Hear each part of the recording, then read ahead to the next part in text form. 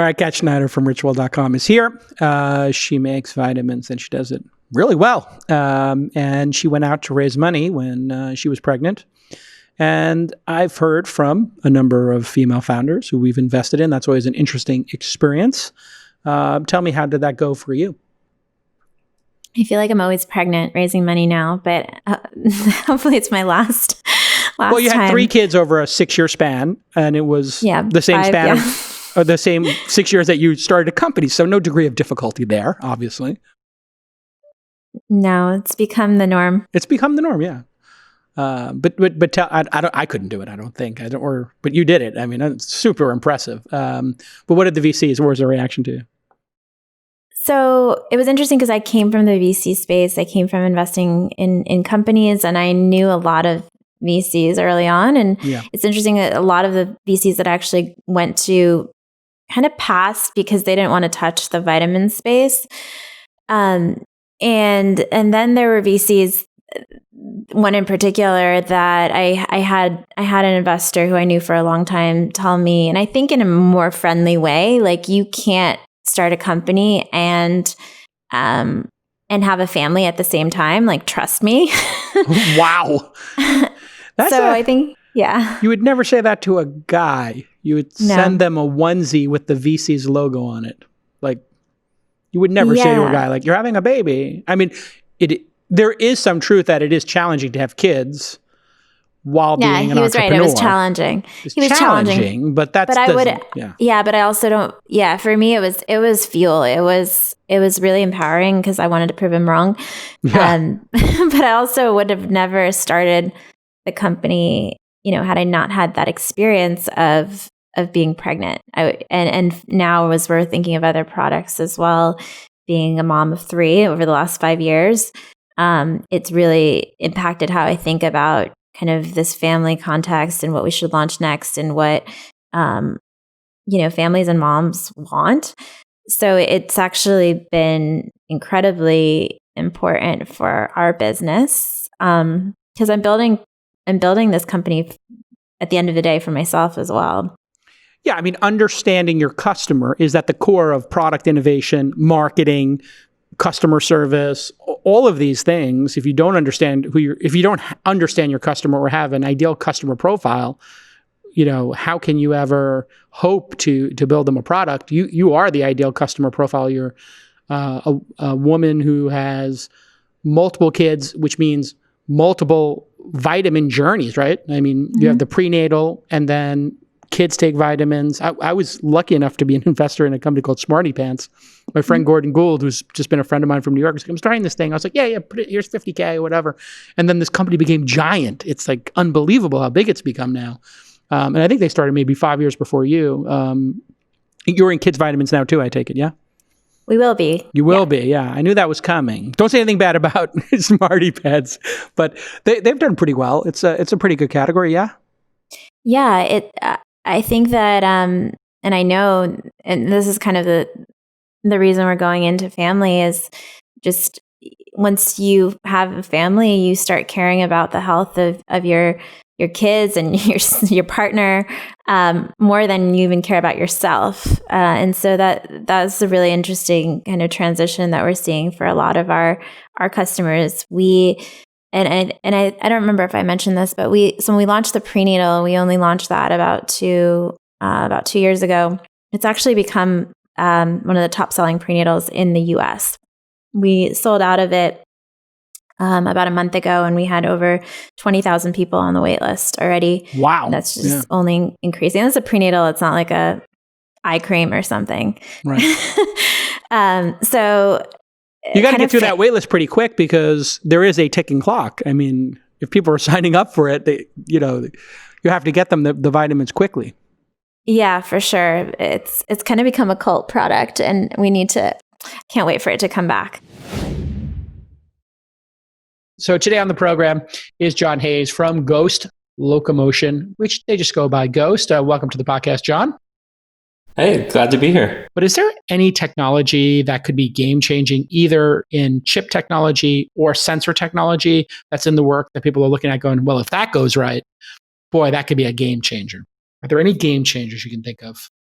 So the interesting sensor technology I'm looking at, and no one quite builds it. I've seen presentations where they all say 18 months away, which is like never. Yeah, that's the standard And technology. that is, and that is 5G, and it's not using it for data transport. But one of the things that 5G has is it has a beamforming radar in it. So I didn't 5G know that. at its high frequencies operates at the same frequencies as radar. Yeah. But instead of just being a single pulse that you send out in the scene, you can actually scan the scene by controlling the direction of the beam. Wow. And so what's interesting to me about that is first you could make a high resolution radar return, but based on solid state devices that are in every single phone. So you get high quantity, high quality, that'll drive the power down, drive the cost down. So you have those forces. So there's something there you're going to have one side of it, the 5G people, driving the cost on the antenna design, driving the cost on the DSPs or however you process the signals. Yeah. And that would be very interesting for us as a really, call it unintelligent collision avoider. Right. In that it doesn't have to understand anything. All it has to do is say, I want to avoid frontal collisions, and you could build a very, very simple system that would prevent all forward collisions. I think that would be a very interesting advance. Why doesn't that exist as a standard safety technology that every car is required to have, under 35 miles an hour, slam on the brakes if you're going to hit something within 5 feet of you, period?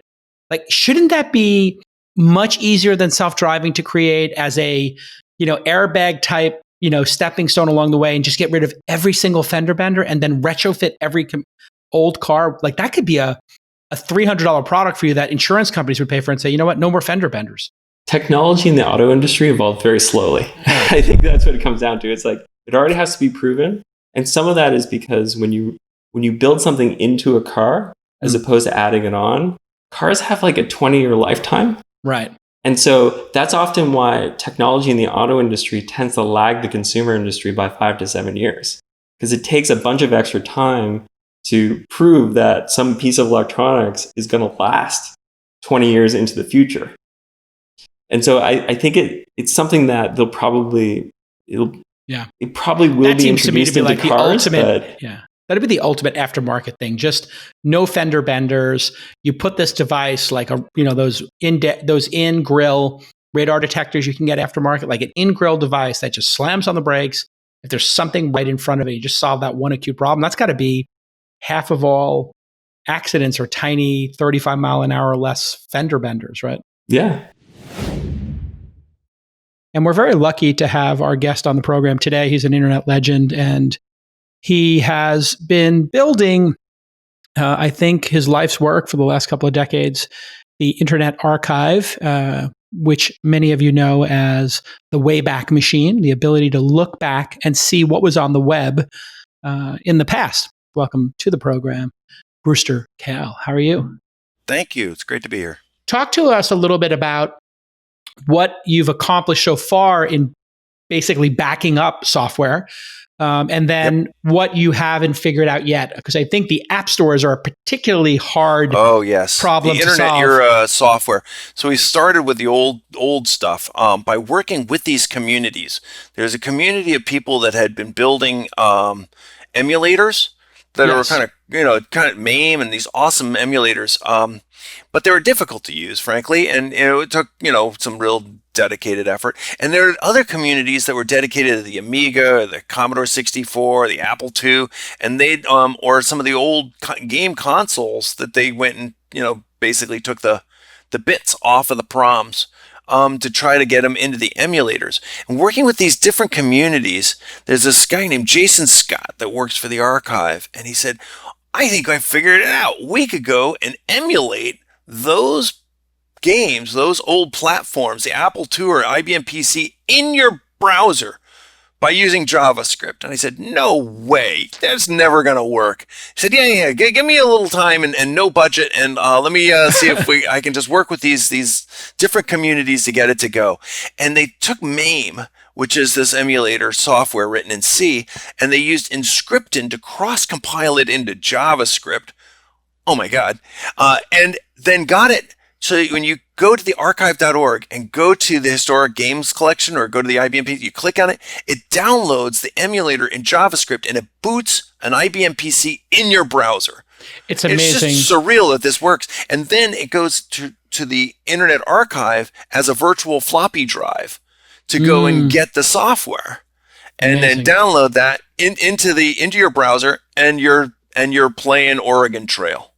Interestingly, pretty wild. That's my experience. My wife and I knew about Oregon Trail from the 80s and 90s when we had that game on a floppy disk. We told our daughter about it. She was obsessed with it. And the way we found it was, if you go to the Internet Archive, you can find the MS-DOS version of it and hit power and hit play and just play it in the emulator right there. Your childhood popping right up for you to see, whether it's Atari or Commodore 64, all that software. Okay, Jason, I gotta ask, did you ever win at Oregon Trail, or did you always die somewhere by Indians or dysentery? Yeah, always died. And then you also have Prince of Persia on there, which is a really good book out right now about the story of the creator of Prince of Persia. That like the strike. I've been trying. I can't get that to. I die every time. When we put up these, it was so fun. So Jason Scott got all this together, and we sort of came up with a few thousand games and some of the old productivity software. I'd actually never. I'd used Excel and I'd used Lotus 123, but VisiCalc was the original spreadsheet. Yeah. I'd never actually been. So I thought it was going to be, people are going to, wow, you can actually use VisiCalc. It's like, nope. It was Oregon Trail. And so people just went for Oregon Trail, and it melted our servers, and we had to go and reinforce and put copies up. And it was so fun as people were trying to discover and kind of relive the 80s and 90s. So a little bit of nostalgia, but also be able to show it to their kids. It's like, hey, and some of it actually is worth reusing. The cool thing about Oregon Trail is you always lose. It is just such a non-2020 where everybody's a winner. Here's a trophy for showing up. It's like, no, you die. And you're okay. Let's figure out another way for you to die. And so anyway, I have met a few people that have actually won at Oregon Trail, but I think it's just evidence of misspent youth.